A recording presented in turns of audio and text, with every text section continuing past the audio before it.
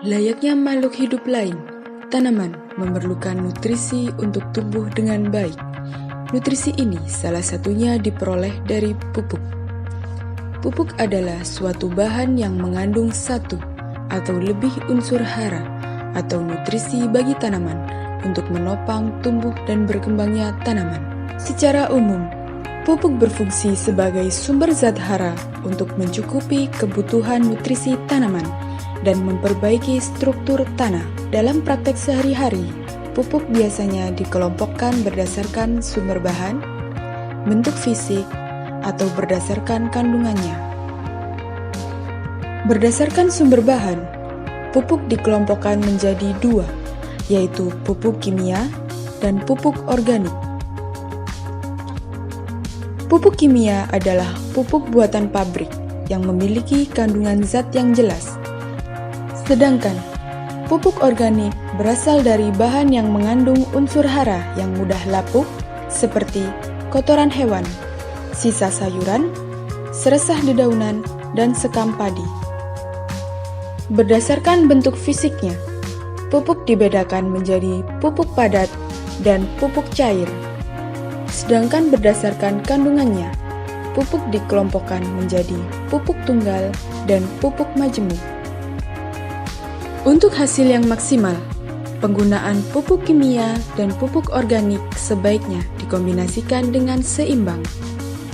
Namun, kini sering ditemui petani terlalu bergantung pada pupuk kimia.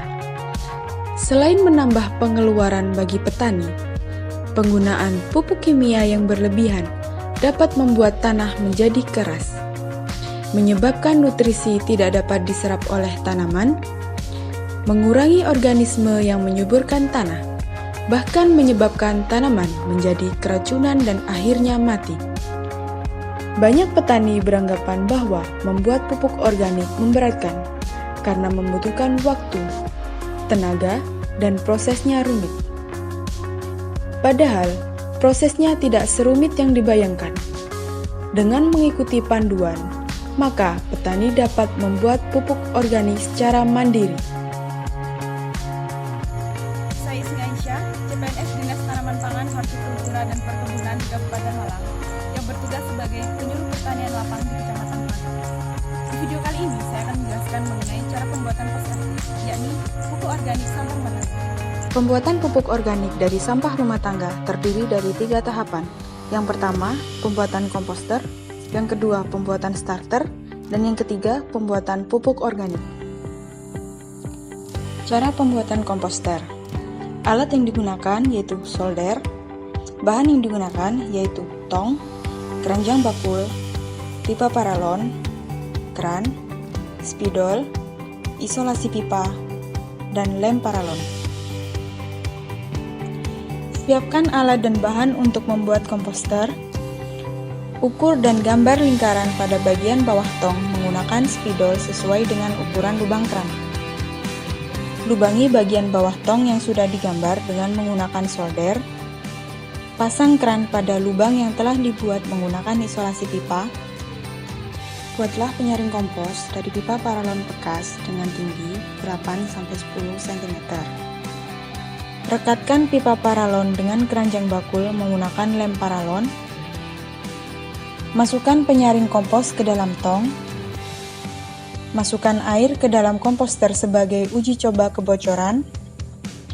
Komposter siap untuk digunakan. Cara pembuatan starter.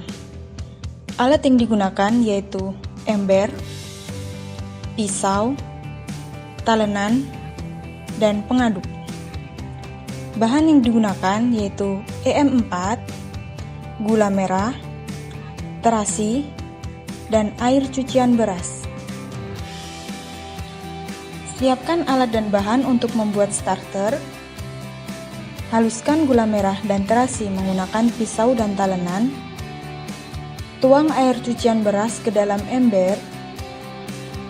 Masukkan gula merah dan terasi ke dalam ember. Tuang 2 sampai dengan 3 tutup botol EM4 ke dalam ember.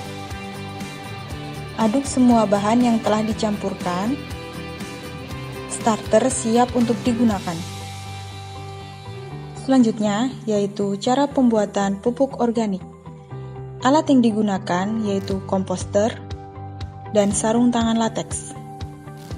Bahan yang digunakan yaitu starter, sisa buah-buahan, dan sisa sayur-sayuran, sisa nasi, dan air cucian beras. Siapkan alat dan bahan untuk membuat pos RT, yakni pupuk organik sampah rumah tangga. Gunakan sarung tangan lateks. Potong sisa buah dan sayur dengan ukuran kecil menggunakan pisau dan talengan. Masukkan bahan untuk membuat pupuk organik ke dalam tong dengan ketentuan urutan sebagai berikut. Yang pertama yaitu starter, yang kedua sisa buah dan sayuran yang sudah dipotong, yang ketiga yaitu sisa nasi.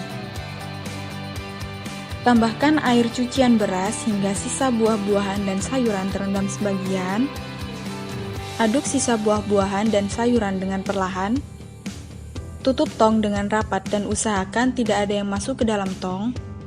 Pupuk organik dapat dipanen setelah 21 hari pembuatan. Buka dan tutup tong dalam rentang waktu 2 hari sekali dan tambahkan buah ataupun sayur yang sudah dipotong-potong serta tambahkan air secukupnya. Apabila ketika selang 2 hari tutup dibuka dan tidak berbau asam, tambahkan starter secukupnya. Indikasi keberhasilan dari pupuk organik cair yang telah dibuat adalah warna pupuk akan berwarna kecoklatan. Jika bau dalam tong sudah tidak masam lagi, maka sampah harus diganti dan memulai proses pembuatan dari awal. Hal tersebut menunjukkan pupuk organik cair siap untuk dipanen. Sampah yang sudah tidak masam dapat dijadikan sebagai bahan pupuk organik padat. Perbandingan yang bisa digunakan untuk mengaplikasikan pupuk organik cair yaitu 1:40 untuk tanaman muda dan jenis sayur-sayuran, sedangkan untuk tanaman buah atau tanaman yang sudah tua, takaran bisa menggunakan perbandingan 1:20. Lakukan pemupukan setiap 1 minggu sekali. Sebaiknya kombinasikan penggunaan pupuk organik padat dengan pupuk organik cair untuk hasil yang lebih maksimal.